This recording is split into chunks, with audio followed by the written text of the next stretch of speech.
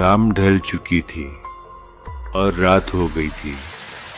बाहर हल्की हल्की बारिश शुरू थी। बारिश की वजह से और बिजली जाने की वजह से माहौल डरावना हो चुका था। गांव के चौराहे पर एक चाय की दुकान पे 3 दोस्त गप्पे लड़ा रहे थे। वो एक दूसरे को भूतों की कहानी सुना रहे थे। जैसे जैसे समय बीतता रहा, कहानियों का सिलसिला और बढ़ता रहा। तभी राहुल बोला, अरे हमारे गांव में भी एक भूतिया बंगला है ना, चलो आज वहां चलते हैं। अरे भाई पागल हो गया है क्या? उस भूतिया बंगले में जाने की बात कर रहा है, वो भी रात में। हाँ भाई, मैंने भी सुना है शाम 6 बजे के बाद उस रास्ते से भी कोई नहीं जाता। वो तो डरपोक लोग है। कुछ नहीं होगा यार, चलो ना। नहीं भाई, हम नहीं आएंगे। तुम दोनों डरपोक, लेकिन मैं नहीं। मैं अकेला ही जाऊं। अरे भाई रुक जा, वहां मत जा। राहुल धीरे धीरे बंगले के रास्ते से जाने लगा, लेकिन बारिश बढ़ने लग गई थी। राहुल एक पेड़ के नीचे रुक गया। तभी वहां अचानक से एक बूढ़ा आदमी आ गया और बोला, कहाँ जा रही हो? उस बंगले में मत जाना, वहाँ इंसान नहीं रहते। वो आदमी अचानक से गायब हो गए। राहुल ने इसे दोस्तों का मजाक समझा और आगे निकल गया। जब राहुल हवेली के पास पहुंचा तो बारिश और तेज हो चुकी थी।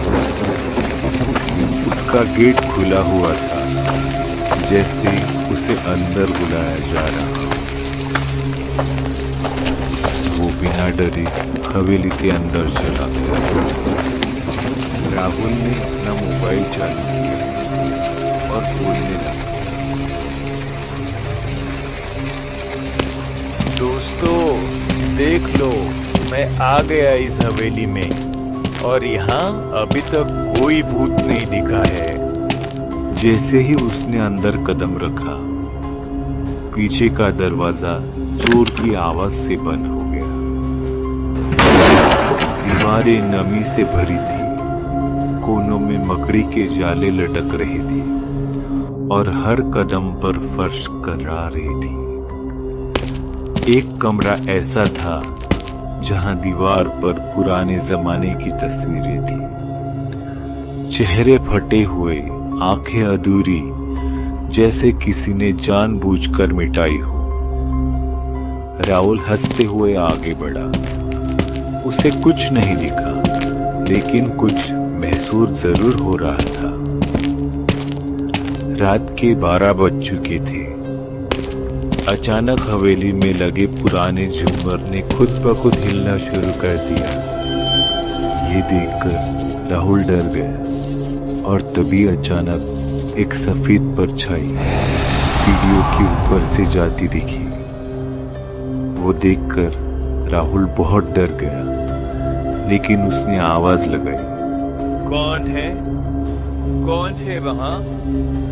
कोई जवाब नहीं मिला और अचानक ही एक भयानक सा चेहरा सीढ़ियों के ऊपर से उसकी तरफ आया। राहुल का दिल तेजी से धड़कने लगा और सिर्फ वो अपने बचाव की सोच रहा था।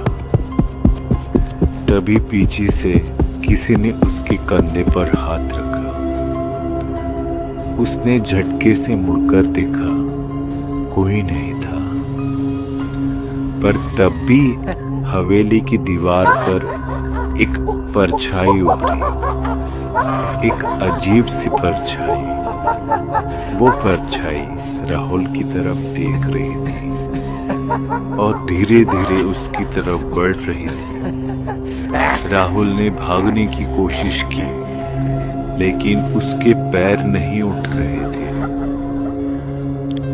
तभी एक पुरानी किताब जो अचानक फिर फर्श पर गिर गई, वो खुल गई और उसमें लिखा था, जो इस हवेली की आत्मा को जगा दे वो उसका हिस्सा बन जाता है और अगली बारिश तक यही फंसा रहता है। अब राहुल कुछ भी नहीं कर सकता था।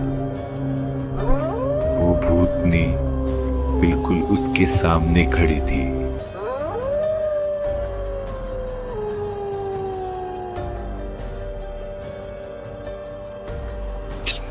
तुम आ गए, मुझे तुम्हारा ही इंतजार था। राहुल डर कर भागने लगा। वो वापस उसी कमरे में पहुंच गया जहां वो पेंटिंग थी। अब वो पेंटिंग ज्यादा डरावनी लग रही थी। राहुल एक कोने में छुप गया। अचानक उसे एक आवाज आई। जैसे ही उसने बाजू में देखा, उसकी तरफ एक भयानक सा आदमी देख रहा था। वो उसके बाजू में ही बैठा था। राहुल जैसे ही भागने लगा, वो डरावना आदमी बोला, तुम अब यहाँ से कभी नहीं जा सकती।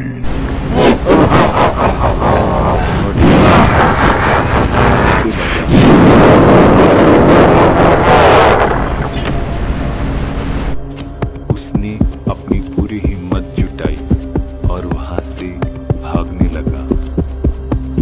भागते भागते वो हवेली के बाहर पहुंच गया। लेकिन बाहर पहुंचते ही उसे चक्कर आ गई और वो नीचे गिर गया।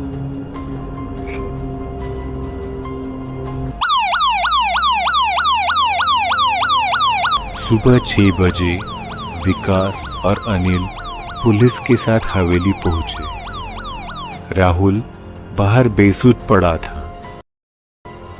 डॉक्टर ने कहा उसका शरीर बिल्कुल ठीक है, लेकिन दिमाग जैसे कुछ देख चुका हो, जिसे कभी वो भूल नहीं सकता।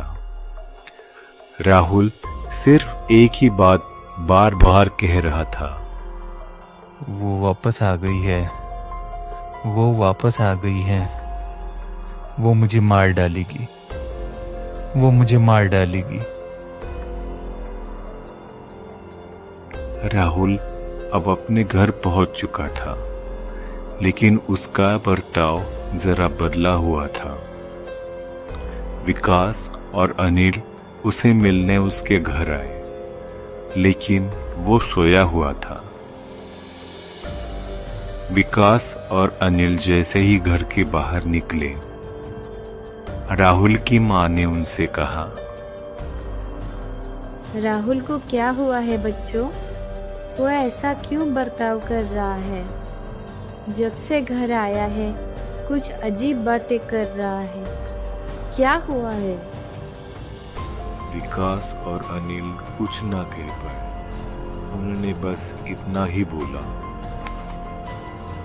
पता नहीं आंटी क्या हुआ है। अच्छा हम चलते हैं, हमें देर हो रही है।